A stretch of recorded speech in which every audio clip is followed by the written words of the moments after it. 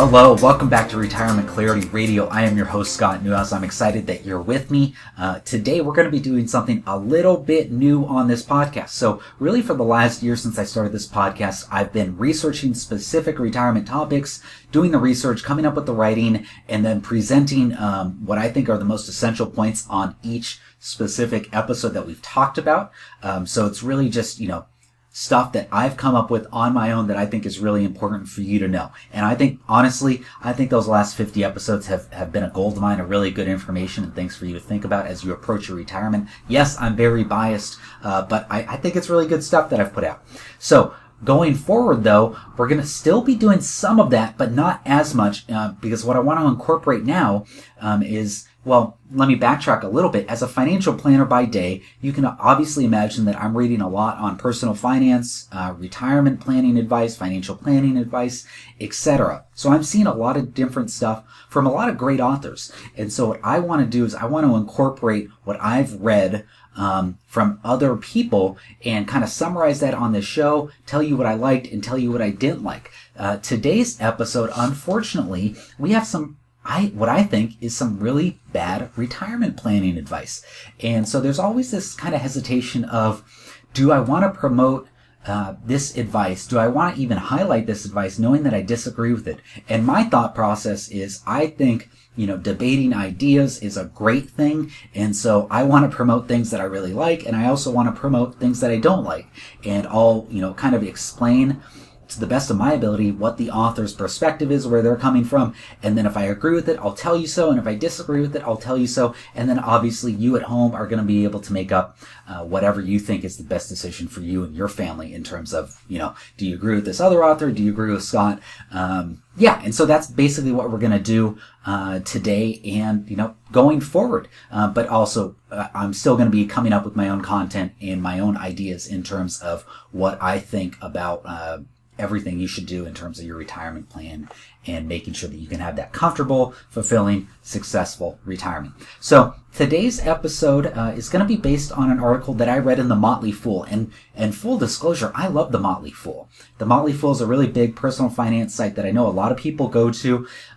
It might lean a little more DIY, do it yourself in terms of the personal finance. They also have some individual stock picking on the site. Look, I think the best way for you to have success in terms of your investment portfolio is to have a low-cost, well-diversified investment portfolio. I would really shy away from really doing too much, if any, of those individual stock picking, but I just wanted to put that out there. That's kind of what the Motley Fool is known for, individual stock picking, as well as they're branching out in terms of personal financial advice. And so I read this article from an author who I have a lot of respect for, but I just disagree with this one article. So she wrote 3 reasons why 2022 may be a bad year to retire. And so essentially she thinks there are some things coming up in 2022 that you may want to delay your retirement because of. And so let's get into the article. I'll go through the main points and then I'll go through why I disagree with it. So the first reason that she came up with was, 1, the pandemic is still raging. And I'll just read this from her article. And she says, and I think her name is Maury. So Maury says, once you retire, you'll need something to do with your time. But given that COVID-19 cases are surging once again and that there's a new variant in play that could result in added restriction and shutdowns, the last thing you need to do is to retire only to wind up stuck at home and bored. Yes, some things could improve in the COVID-19 front at some point in 2022, but right now cases are up. There's a new variant of a concern that could limit your ability to travel and do some things that you had in mind for retirement. And so you may want to work a bit longer to stay busy and boost your savings in the absence of knowing what your days will look like. Okay, so that's what Maury said, and that's reason number 1 why she thinks we should not retire, or at least rethink our decision to retire in 2022. But here's the problem that I have with this, and I never want this show to honestly get too political, but my question to Maury and to anyone that may agree with that is, well, when will the pandemic end? I honestly don't think you and I have any idea of when it will officially end. And who's going to dictate when it is officially over? Is it going to be Is it going to be a certain politician? Is it going to be Fauci? Is it going to be someone else? And so that's really up in the air. One, we don't know, when everyone's going to agree it will end. Two, we don't even know who's gonna be the person that decides, hey, everything's over. And so that's my first problem with that main point, which is there's just so much up in the air in terms of that official date that I have a hard time just giving that authority to someone else to make that decision for me. The second problem that I have with that is, a lot of people that I work with, they're really excited to get out of the workforce. They're excited to stop working at, what they may think is a crappy job, and they don't really enjoy it. So I don't understand why you would leave it up to someone else to decide when you can reclaim your time. Even if you're not comfortable traveling, overseas or across the country, you can still get out and do things. And if you want to socially distance and wear your mask, you still can do that in your local community. But you don't necessarily need to cross-country travel in order to have a fun, fulfilling retirement. So I don't know when this whole thing's going to end. I have a big problem, honestly, with leaving it up to someone else. And then also, if you don't like your job and you've got all your finances in order, boy, I really don't think you should be delaying this any longer. I think if you've done all the work, you should go ahead and reclaim your time and start living your life however you want. Okay, so that's the first reason that Maury came up with and why I disagree with it. The second reason that she mentions is inflation is rampant. And so I'll just read this a little bit from her. Right now, the cost of living is higher than it's been in a long time, and we can thank inflation for that. If you retire in 2022, it could be a financially stressful prospect. In fact, if you previously mapped out a budget for retirement, you may have to throw it out the window in light of how high consumers' costs are these days. And so that's all from her. My commentary on that is, actually, let's get back to her point. So the latest data I've seen, and I'm recording this in December of 2021, the latest data I've seen is that inflation in the last 12 months has been around 6.8%. So that's much, much, much higher than the historical average of around 3% over the last 90 years. And I think over the last 10 years, it's been around 2%. So the last 100 years, inflation's been around 3%. The last 10 years, it's been around 2%. In terms of what it's going to be going forward, the problem that I have with this point is, who knows when inflation is going to get back closer to these historical norms. Hopefully, inflation doesn't stay at 6.8% for the foreseeable future. But if it does that mean you have to delay your retirement until inflation gets back down to a more normal level? Are you really going to sacrifice, those 3 to 5 years of retirement if inflation stays up higher for the next few years? Are you going to sacrifice those years in retirement that you've been looking so forward to just because inflation's a little bit high? I really don't love that idea. And that kind of goes along with my last point, which is if you've done the work, if you've got all the numbers making sense in your own personal financial plan and your retirement income plan, then I would not let someone else make these decisions for you. And we have a lot of uncertainty in terms of what inflation is going to be going forward, but there are ways that we can protect ourselves from inflation, whether you're still working or whether you're retired and you're living off of your income. And so I've done a podcast episode on that. It's titled 4 Ways to Protect Your Retirement from Inflation. And that is episode number 39 of Retirement Clarity Radio. So just go to retirementclarityradio.com and then you can scroll down to episode 39. But to talk about one point that I make in that episode is stocks historically have been the best hedge against inflation that we've ever had in the financial markets. And so your bonds are going to be really close, maybe a little bit above what inflation has been historically, but stocks traditionally have outpaced inflation. And whether you're working or whether you're retired, I really don't think that's going to change. And so you really want to look at your retirement portfolio and make sure that you have a heavy allocation of stocks. I can't tell you what percentage to have in stocks versus bonds because that really does depend on your personal circumstance. But you've got to consider that if inflation is here to stay, whether you stay retired or, whether you keep working or you retire, you've got to consider having a healthy percentage of your money in stocks to outpace whatever inflation is going to be. So the second reason Maury came up with to not retire in 2022 is inflation is rampant. Yes, inflation is much higher, but I don't know when it's going to end. And again, I really don't think you should sacrifice your retirement and potentially multiple years of retirement just to wait for inflation to get back to historical levels, because I don't know when that's going to happen.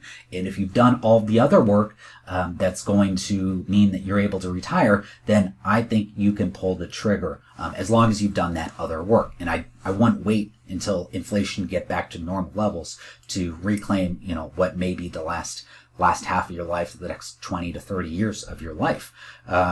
Okay. So then the third point that Maury brings up is stability is important right now.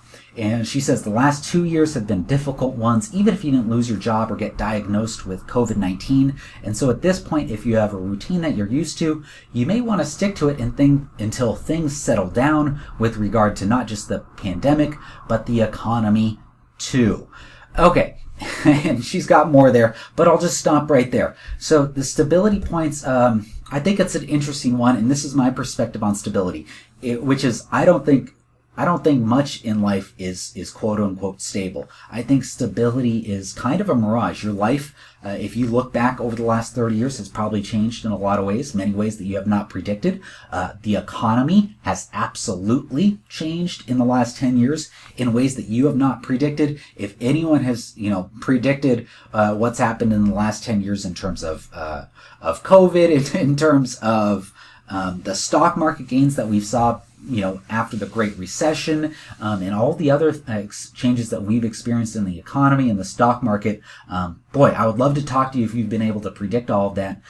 But I have not seen anyone able to predict any of that. And honestly, I have not seen, a great level of stability in terms of all of these different things going on. So I think things being unstable is going to be a fact of life. I think it has been a fact of life. It's going to be a fact of life in your retirement. And this is why it's so important that you have a portfolio distribution strategy that matches the level of instability that may and will occur. And so we've talked about this before. I've talked about this honestly ad nauseum.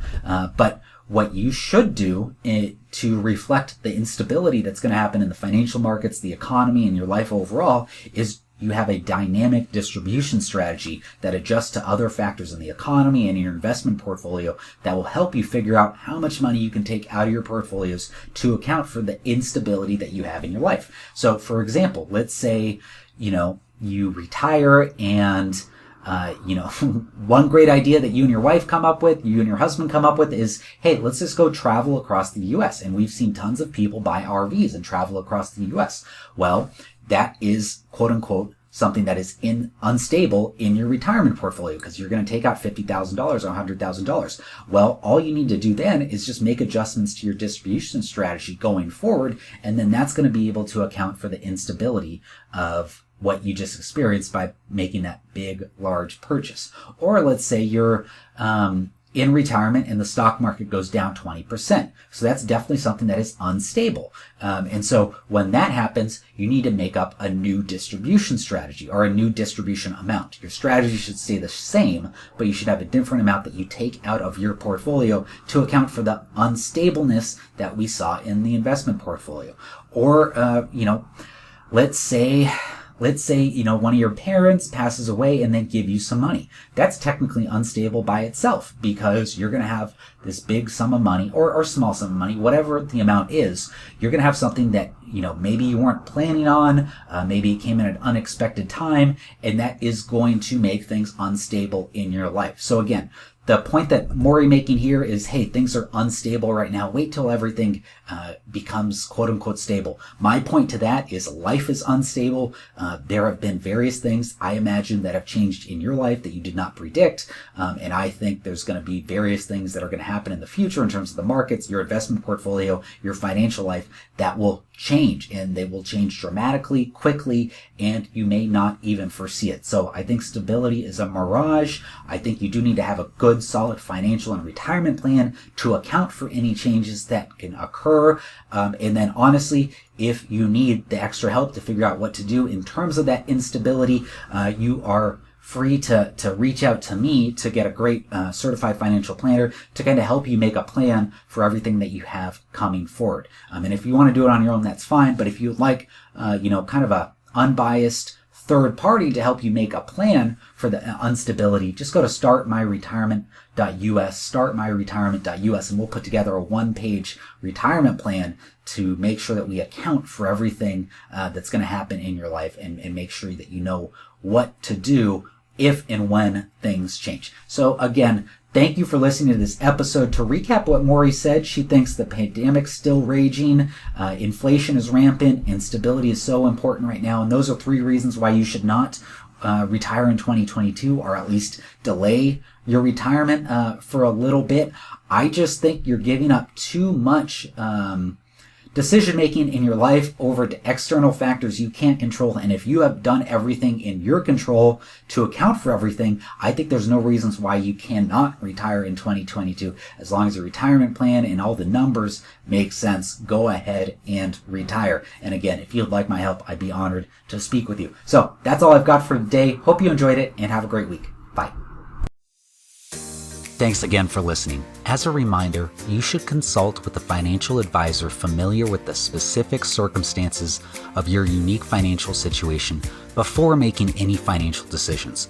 Nothing in this podcast is a solicitation for the sale or purchase of any securities.